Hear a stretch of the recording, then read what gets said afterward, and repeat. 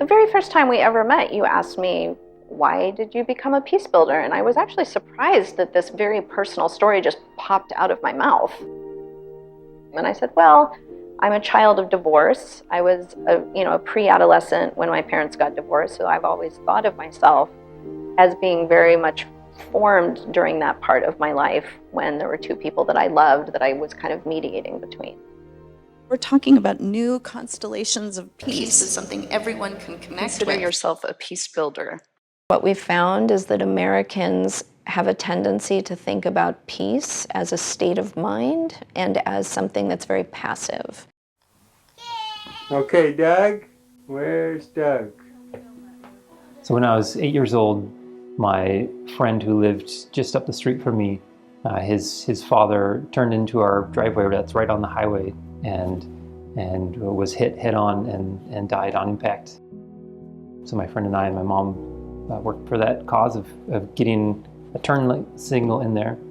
It was an early part of feeling like, wow, I can make an impact. The Flashlights for Freedom was the first independent foray into it. We just found out that my son would be born after trying for 8 years.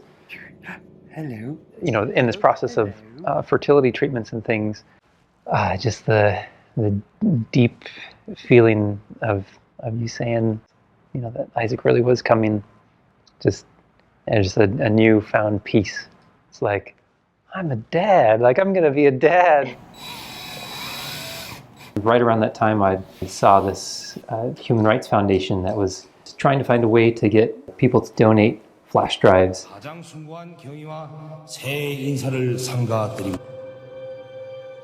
There's a new and unconventional effort aimed at undermining the dictatorship in North Korea by sneaking information into the country on USB drives. But it wasn't until Flashlights for Freedom where I truly felt like I can die happy.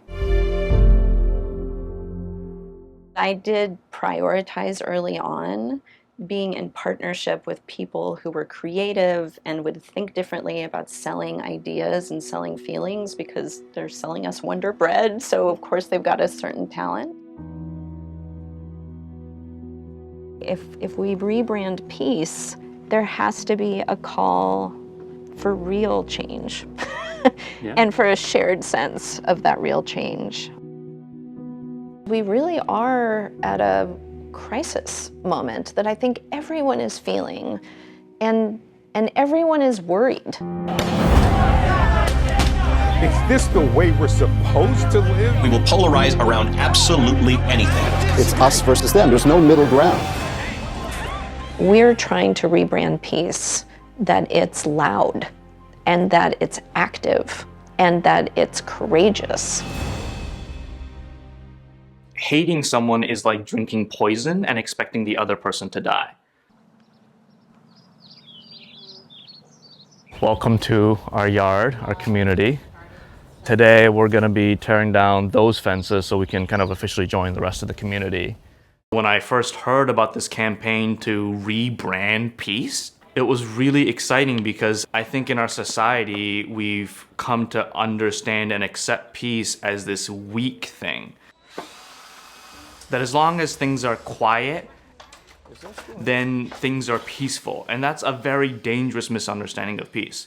And I think the best story to show this principle is back in the 1950s, there was a woman named Autherine Lucy, who was the first black student ever to go to the University of Alabama.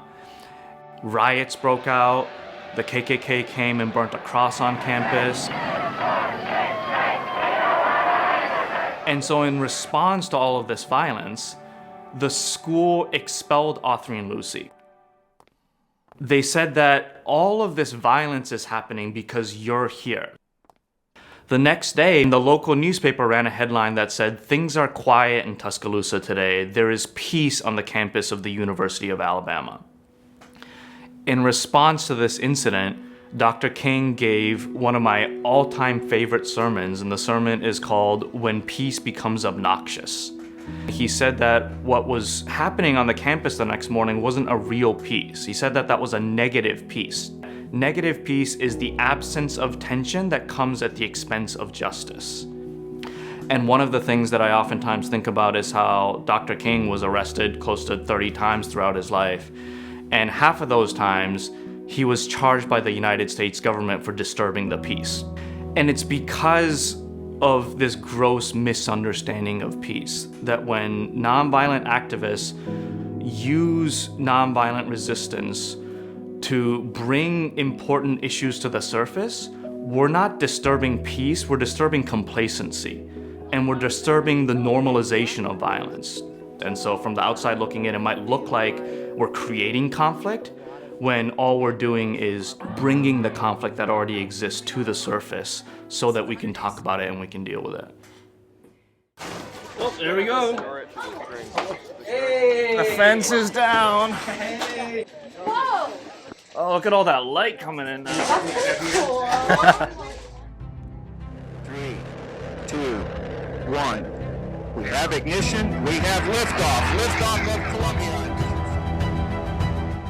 Having been an astronaut and having had an opportunity to look at this planet from that vantage point, boy, it is a stark reminder about how unbelievably beautiful this planet is and about how peaceful this planet looks from space. You know, I don't know why I thought I would see borders and lines between countries when I flew my first mission, but being a person of African descent, I'd spent a lot of time in the year before I flew studying African geography, so I could look down and see all those different countries.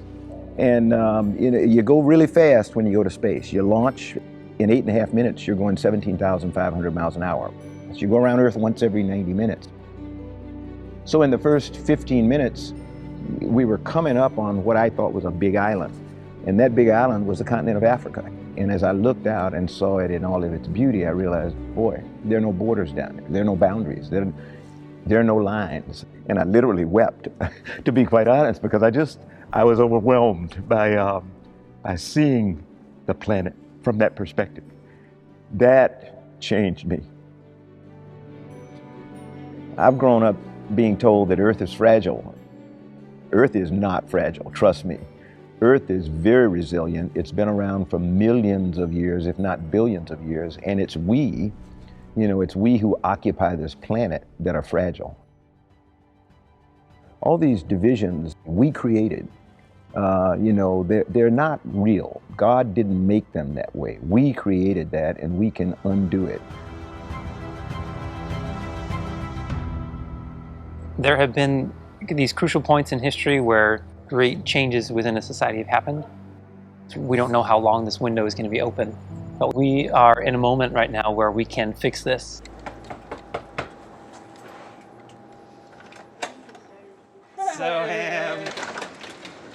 Hey, welcome. Great. We are here to solve peace. It's kind of like the joke brief, right, of every agency, like, oh yeah, we're solving peace. But this is legit. Because we have large numbers. How do you get people to be excited about building peace? We have to do something wild and even like inappropriate. You need to put the hot sauce in it. You know, you need to burn some tongues. And that's how you get attention. It seems slightly dangerous, and yet I think we're all kind of excited to take the risk. I hate taking risks. I never tried. Oh, please. What if we created a fake division of the US government?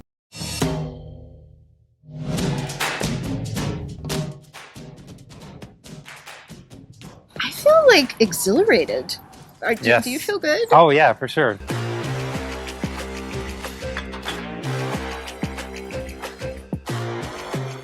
I apologize for what I'm going to say. Fighting for peace is like fighting for virginity.